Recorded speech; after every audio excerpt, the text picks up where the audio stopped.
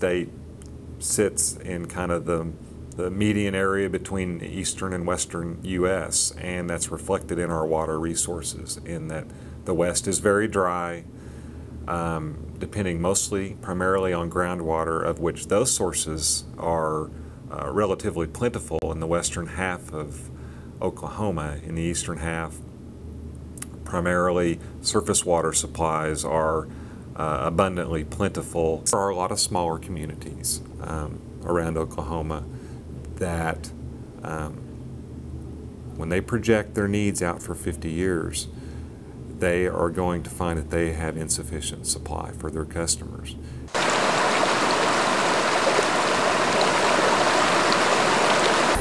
It's theorized in the Panhandle that a lot of the river channels are dry, possibly due to all the irrigation withdrawal in that area. It's just an incredible amount of water that is withdrawn on a daily basis for irrigation, for drinking water. Well, our irrigation water comes from the Ogallala Aquifer, which right here in this area, we're sitting in a real good little spot. You get very far, half a mile either way, and you kind of run out of water, irrigation water. An aquifer is just a conglomeration of rocks or sand. It's a material that will hold water in the pore spaces or in the cracks. You have groundwater almost everywhere, but in some places, if you have the wrong kind of material, you can't pump it out.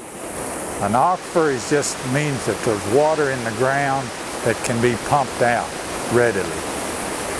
In eastern Oklahoma, they depend upon runoff ponds to water their cattle. We depend upon windmills.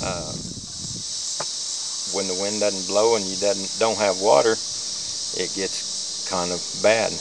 Yeah, the water deal, like those fat kids up there, they'll eat their feed and then they hit the water. And as hot as it's been, by 10 o'clock, you go up there and they're panting and they're standing at the water, and I mean, I imagine they drink 40 or 50 gallons of water a day.